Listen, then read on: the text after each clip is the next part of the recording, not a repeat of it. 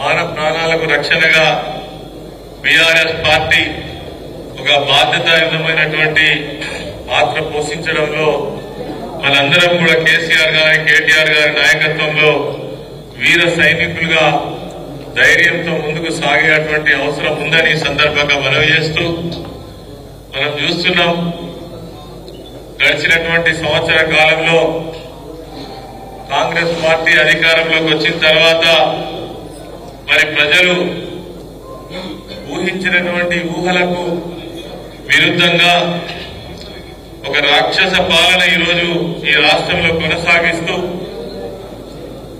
ఎవరైతే ప్రభుత్వానికి వ్యతిరేకంగా మాట్లాడుతున్నారో ప్రభుత్వ విధానాలను వ్యతిరేకిస్తున్నారో వాళ్ళు చేసేటువంటి తప్పులను ఎత్తి చూపుతున్నారో మరి ఎన్నడూ మనం చూడనటువంటి పద్ధతులలో వారిని అణచివేయడంతో పాటు అనేక కేసులు పెట్టి జైళ్లలో పెట్టేటువంటి ప్రయత్నం జరుగుతున్నది మనందరికీ కూడా తెలుసు. అదేవిధంగా ప్రధాన శత్రువుగా మనల్ని భావిస్తూ ఈరోజు కేసీఆర్ గారిని కావచ్చు కేటీఆర్ గారిని కావచ్చు ఏ సందర్భం వచ్చినా ఏ నెపమైనా పెట్టి కేసులలో ఇరికించి జైళ్లలో పెట్టేటువంటి ప్రయత్నం ఎంత దారుణంగా జరుగుతుందో ఎన్ని కుట్రలు జరుగుతున్నాయో మనందరికీ కూడా తెలుసు. నిజంగా ఈ ప్రభుత్వానికి చిత్తశుద్ధి ఉంటే వాళ్ళు ఇచ్చినటువంటి హామీలను పక్కకు పెట్టి కేవలం టీఆర్ఎస్ పార్టీ నాయకత్వం పైననే కాన్సన్ట్రేషన్ చేసి మనను కాలరాచేటువంటి ప్రయత్నం చేస్తా ఉన్నారు. గ్రామాలలో చూసినట్టయితే ఒక భయానక వాతావరణాన్ని సృష్టిస్తున్నారు. పోలీసు తోటి రాజ్యం వెళ్తా ఉన్నారు. అంటే పోలీసులను దించి ఏదంటే అది చేసేటువంటి ప్రయత్నం ఇప్పటికే మన యాక్టివ్ గా పనిచేస్తున్నటువంటి అనేక మంది నాయకులు వీళ్ళ బాధలు తట్టుకోలేక బయటికి వెళ్లి బ్రతుకుదెరువు కోసం బయటికి పోయేటువంటి పరిస్థితిని అతి తక్కువ సమయంలో సృష్టించినటువంటి విషయం కూడా మనం చూస్తా ఉన్నాం. కాబట్టి రాజకీయ పార్టీలలో ఇవన్నీ సర్వసాధారణం. కానీ ఒక్కటి మాత్రం వాస్తవం, ఇటువంటి దుర్మార్గమైనటువంటి ప్రయత్నం చేసినటువంటి ప్రభుత్వాలను మాత్రం మనం ఇదివరకు చూడలేదు. అనేక ప్రభుత్వాలు వచ్చినాయి పోయినాయి. మనం కూడా తెలంగాణ రాష్ట్రాన్ని సాధించినటువంటి ఒక గొప్ప పార్టీగా చరిత్ర కలిగినటువంటి నాయకులు కేసీఆర్ గారు తెలంగాణ రాష్ట్రాన్ని తేవడమే కాదు 10 సంవత్సరాలలో ఈ ప్రాంత ప్రజలకు ఏం కావాలో నీళ్లు కావచ్చు, నిధులు కావచ్చు, సకల సౌకర్యాలు కావచ్చు, పేద ప్రజలను ఆదుకోవడంలో కావచ్చు, పట్టణాలను గ్రామాలను అభివృద్ధి చేయడంలో కావచ్చు, మరి మన మార్క్ అయితే మనం ఖచ్చితంగా చూపించగలిగినాం. ఇలా ఎవరిని అడిగినా చెప్తారు 10 సంవత్సరాలలో కేసీఆర్ గారి పరిపాలన ఎంత గొప్పగా జరిగిందంటే ఎవరిని అడిగినా ఏ వర్గాన్ని అడిగినా ఇలా ఎంత బ్రహ్మాండ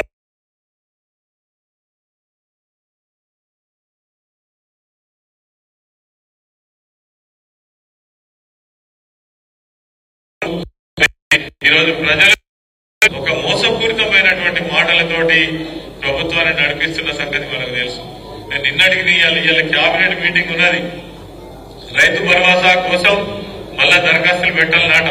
నిజంగానే ఆనాడు 80 లక్షల మందికి ఏ దరఖాస్తు పెడితే రైతు బంధు వచ్చిందో ఇలా ఉన్నటువంటి పాలకులకు తెలియదా? తీసుకున్నటువంటి రైతులకు తెలియదా? ఇప్పటికే అనేక రకరకాల కారణాలతోటి అప్లికేషన్లు తీసుకున్నారు, అనేక ఆప్షన్లతో తీసుకున్నారు. అవన్నీ ఏమైనట్టు, ఎక్కడ పోయినట్టు? మళ్ళా ఈరోజు రైతులు మాకు రైతు భరోసా ఇవ్వు అని దీనంగా అడుక్కునేటువంటి పరిస్థితిలోకి తీసుకొస్తున్నారు రైతాంగాన్ని. ఇంతకంటే దారుణం ఏముంటది? నిజంగా మీకు చిత్తశుద్ధి ఉంటే రైతు భరోసా నిజంగానే ఇప్పటికి 3 పంటలకు ఎగబెట్టింది.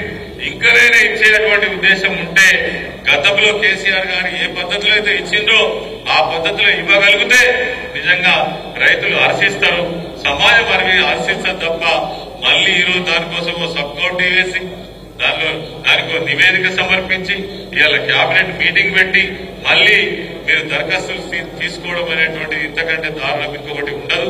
కాబట్టి ఈ 6 గ్యారంటీలు కావచ్చు, 6 గ్యారంటీలు అనేటువంటివి శుద్ధ అబద్ధం.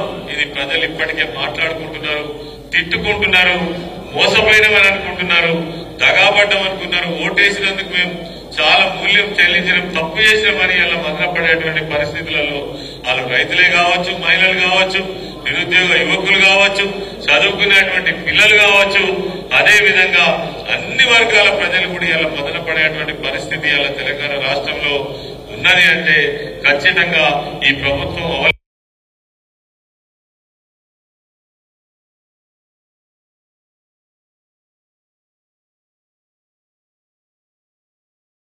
ఒక అర్థం లేదు. ఇదివరకు ఒక ముఖ్యమంత్రి మాట్లాడినంటే అది ఖచ్చితంగా రామబాణంలాగా అమలు జరిగేటువంటి పద్ధతులు ఉండే.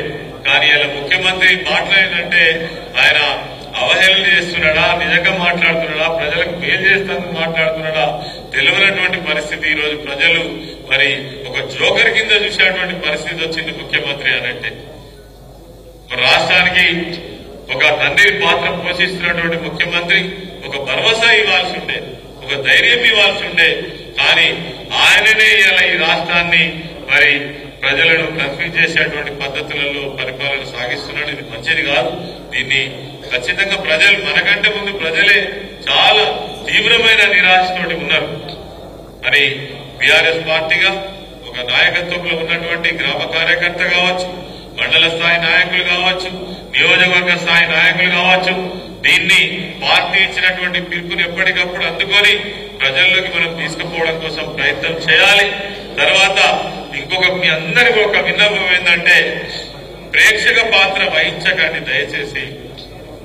మనమేం ప్రేక్షకులం కాము, నాయకత్వంలో ఉన్నటువంటి నాయకులము.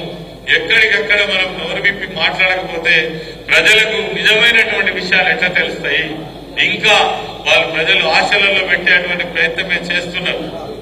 కాబట్టి కార్యకర్తలుగా, నాయకులుగా, ప్రజాప్రతినిధులుగా ఉన్నటువంటి వాళ్ళు సమయం సందర్భం వచ్చినప్పుడు ఎవరైనా శత్రువు దాడి చేసినప్పుడు మనం ప్రేక్షక పాత్ర మాత్రం దయచేసి పోషించవద్దు. వచ్చేటువంటి కాలంలో ఒక మంచి కేసీఆర్ గారి సైనికులుగా బీఆర్ఎస్ పార్టీ నిజమైనటువంటి కార్యకర్తలుగా ముందుకు పోయేటువంటి అవసరం అయితే తప్పకుండా ఉందని ఈ సందర్భంగా మీ అందరికీ మనవి చేస్తూ ఈ సదవకాశం కల్పించినటువంటి కేటీఆర్ గారికి ప్రత్యేకమైన